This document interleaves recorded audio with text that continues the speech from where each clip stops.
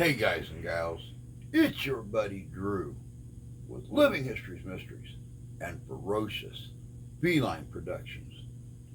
You know, one really troubling thing about studying and researching history are all the mistakes that were made. And I often wish that time travel was possible so we could go back and fix those mistakes that our ancestors made in the past. If it was possible, Albert Einstein postulated a century ago that time travel is possible, but how to do it still remains a mystery. We're going to go back even further than Einstein when Wells come out with the time machine. But what if I told you that was not the first time machine story? Check this out. This is good.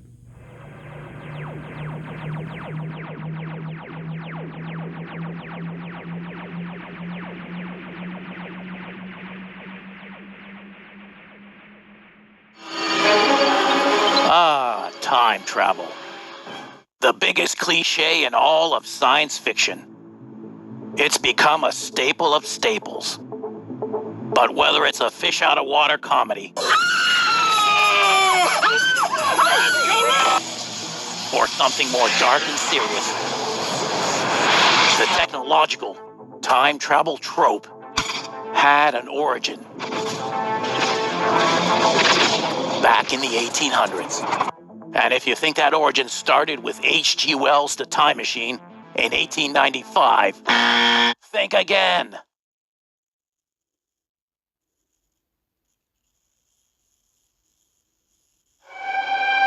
China, 1887. A diplomat from Spain named Enrique Gaspar publishes a revolutionary science fiction book, El Anacropete. He was born in Madrid in 1842 to parents who were famous actors in their day, but his father died when he was young. His family then moved to Valencia, where he studied humanities and philosophy for a while. By the time he was a teenager, he had already written his first plays. When he was 21, he moved back to Madrid to dedicate himself to writing. For a number of years, he wrote successful operas, but he was also a pioneer in social theater. These were much less successful or noticed because they were ahead of their time.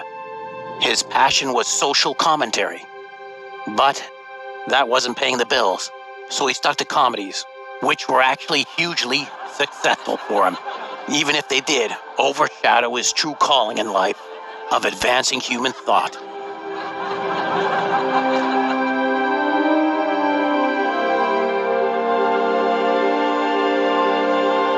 At the age of 27, he became a diplomat, and he traveled around the world with his wife and children.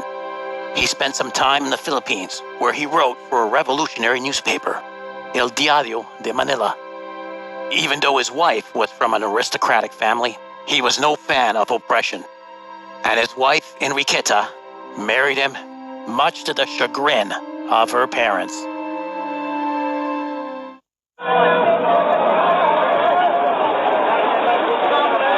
The couple and their children traveled through Greece, France, but eventually wound up in China, Hong Kong. And it's here that Gaspar would write his classic.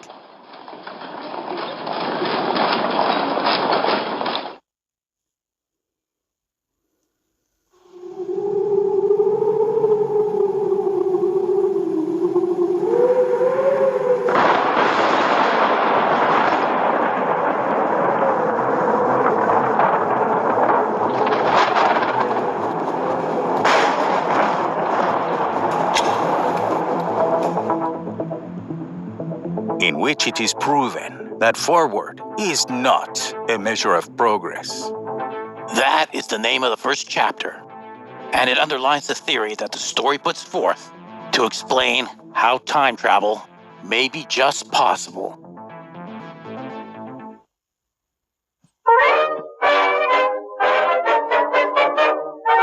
The novel introduces us to an eccentric and aging inventor by the name of Don Sindulfo Garcia, who lives with and cares for his young niece, Clarita. Where have we seen this character set up before? Could it be that the original writers of the 1963 Doctor Who premiere were just a little influenced by a Spanish writer from 1881?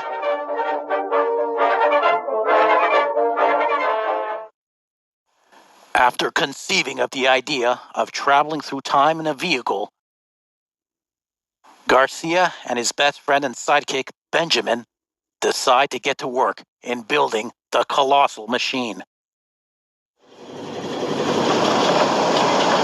From Spain, the inventor and his niece, along with Benjamin, travel to Paris to convince the French to build his machine.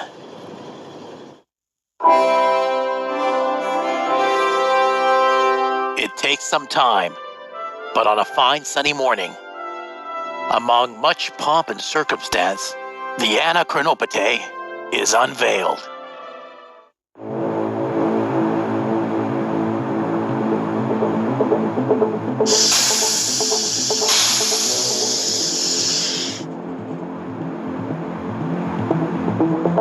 Inside, there are mechanical brooms that keep the floor clean, and all throughout, chambers of unalterability where samples and people can be kept in suspended animation so as not to change as the flow of time reverses.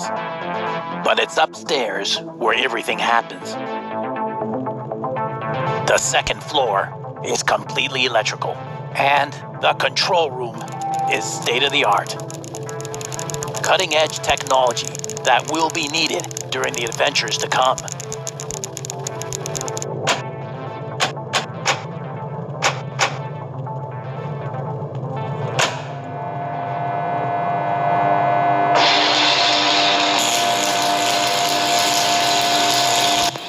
An electrified atmospheric phenomenon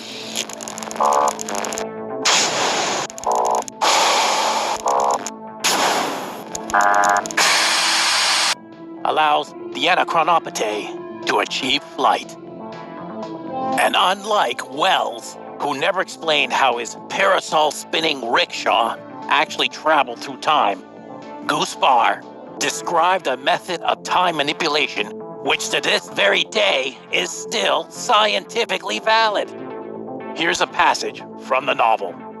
The Colossus kept course, without a soul becoming aware of traveling around the world at twice per second. Traveling around the world at 2 times a second would bring you to nearly 30% of the speed of light. And that's more than fast enough for time dilation to take over. Keep in mind that he wrote his story 24 years before Albert Einstein published The Theory of Relativity. Wow. It's enough to make one suspect that Gaspar was a time traveler for real.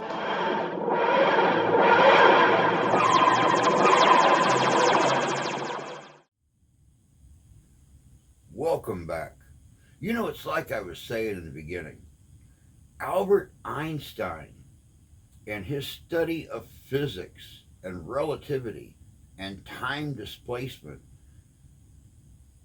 postulated, hypothesized, all but physically proved the fact that time travel is possible. How's it done? That part he never figured out. Only that the physics of moving forward and backward in time is possible. When this story was written, oh God, over 100 years ago, way back before Wells wrote The Time Machine, it was hypothesized that moving backwards against the rotation of the Earth twice per second would be more than enough, according to physics, to reverse time.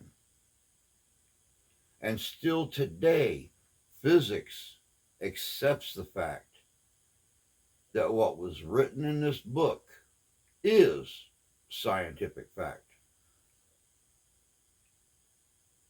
Will we ever achieve time travel?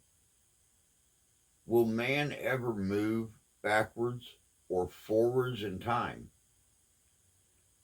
to see what's coming or to correct our mistakes of the past?